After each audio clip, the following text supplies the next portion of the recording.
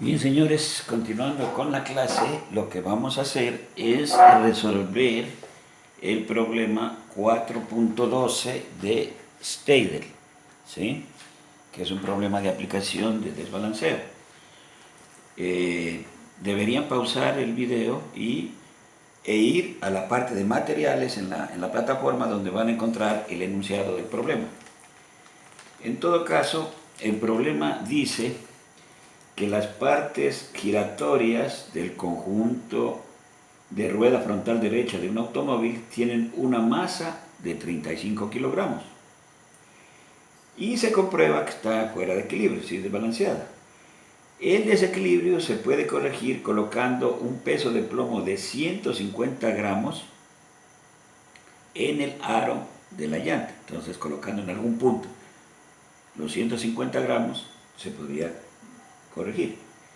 El rin de la llanta dice que tiene un diámetro de 375 milímetros y que la llanta total tiene un diámetro de 700 milímetros. Los resortes de la suspensión del automóvil tienen un módulo de 50 newtons por milímetro. Está representando acá. Esto sería el chasis y esto es el resorte de la suspensión. Y que se puede considerar a la llanta con un módulo de 600 newtons sobre milímetro, es decir, la llanta al estar actuando sobre el piso hace como un resorte de constante 600 newtons sobre milímetro. Si la deformación de la llanta es pequeña. Si no se hace la corrección de equilibrio, entonces hay la primera pregunta: ¿a qué velocidad ocurrirá vibración resonante del conjunto de rueda? O sea, de la llanta. Y la parte B es cuál sería la amplitud del movimiento para una velocidad de 130 km por hora. ¿Ok? Entonces, ese es el problema. Bien, vamos a resolver la parte A.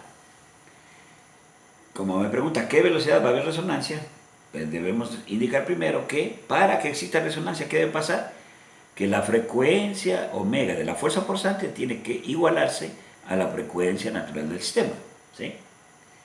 Y la frecuencia natural de este sistema oscilatorio vertical, mecánico, ¿a qué es igual? Como ya hemos visto, es igual a la raíz de la constante total de resortes que haya dividido para la masa del sistema. Bien. Entonces, ahora tenemos que determinar esta constante total. Aquí tenemos dos resortes, ¿sí? Entonces, tenemos que analizar aquí cómo sacar una constante equivalente entre estos dos. Entonces, para eso, primero les doy esta parte de teoría. Existen dos tipos de arreglos de resortes: resortes en paralelo y resortes en serie. Los resortes en paralelo los tenemos aquí. Tenemos un solo cuerpo al que está sometido a una fuerza F, y ese cuerpo está montado sobre varios resortes, cada uno con su constante, desde K sub 1 hasta K sub n. El asunto es que cuando se aplica la fuerza, este cuerpo va a bajar paralelo y por tanto, el desplazamiento, la deflexión de todos los resortes va a ser igual. Así es que se reconoce cuando los resortes están en paralelo, cuando su contracción o su estiramiento es igual para todos. Entonces ahí estarían en paralelo, ¿sí? Y en ese caso, la constante equivalente es igual a la sumatoria de todas las constantes, ¿sí? Desde K sub 1 hasta K sub n.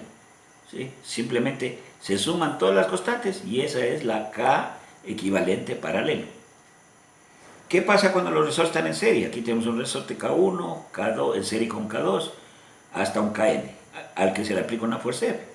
Ahí lo que pasa es que los alargamientos, en este caso como la fuerza hacia abajo, no van a ser igual para todos los resortes, va a depender de qué tan fuerte o débil sea el resorte, es decir, de su constante. ¿Cómo se calcula la constante equivalente de un resorte en serie o de resortes en serie? El inverso de esa K equivalente en serie es igual a la sumatoria de los inversos, desde 1 hasta n, ¿sí? Entonces suman el inverso del resorte 1 más el inverso del resorte 2 hasta el inverso del resorte n, ¿ya? Una vez que tengan ese resultado, ¿cómo sacan la K equivalente paralelo? Invirtiendo ese resultado final. Por ejemplo, si le sale un quinto, invierten, la constante equivalente a serie va a ser 5 newtons sobre milímetro o sobre metro, lo que sea, ¿ok? Bien, entonces dicho esa parte de teoría que era necesaria, tenemos que analizar acá cómo está. Si uno ve así de primera, si ustedes piensan y les digo, piensen y digan si están en serio en paralelo, les doy 3 segundos para que piensen.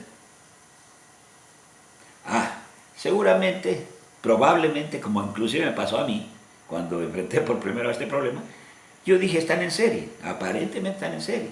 Pero ¿cómo se analiza? Tiene que analizarse si las deflexiones, cómo es la relación de deflexión entre los dos.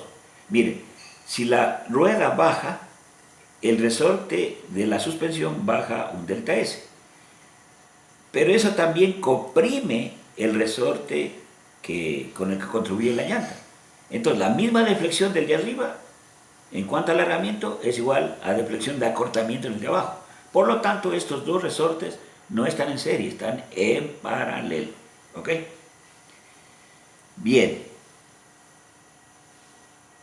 Entonces, por lo tanto, la constante equivalente es la suma de las dos. Entonces, simplemente sumo 600 newtons sobre milímetro de la contribución de la llanta, más los 50 newtons sobre milímetro de la contribución del resorte de la suspensión, me da un total de K total, K equivalente paralelo, igual a 650 newtons sobre milímetro. Como tenemos que trabajar en newtons sobre metro, hago la reducción, la transformación de unidades, 1000 milímetros un metro, multiplico por ese factor y me sale que la K equivalente paralelo, que es la K total del sistema, es 650.000 newtons sobre metro. ¿Ok? Bien. Entonces con eso ya puedo calcular la frecuencia natural. La frecuencia natural va a ser igual a los 650.000 newtons sobre metro dividido por la masa del sistema, que me da de dato, y que es 35 kilogramos. ¿Sí? Hago esa operación, y eso me va a salir ya en 1 sobre segundo, o sea, radianes sobre segundo. Entonces la frecuencia natural del sistema me sale 136.277 radianes sobre segundo. ¿Okay?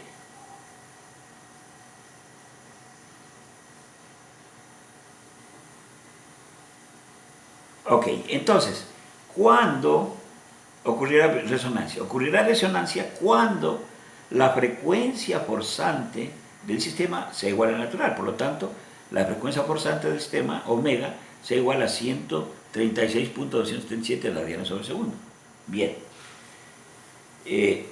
Eso podría ser respuesta, pero es mejor sacar, pues estamos hablando de un automóvil, es mejor sacar en qué velocidad lineal se da cuando haya resonancia, es decir, velocidad en kilómetros por hora. Para eso, ¿qué tenemos que tener en cuenta? De nuestros estudios de cinemática, de física de primer semestre de aquí de la facultad, o de dinámica también, sabemos que la velocidad lineal en una rueda como esta va a ser igual a la producto de la velocidad angular por el radio. ¿Sí? La velocidad lineal es igual, es la velocidad del centro de la rueda, es igual a la velocidad angular por el radio. ¿Sí?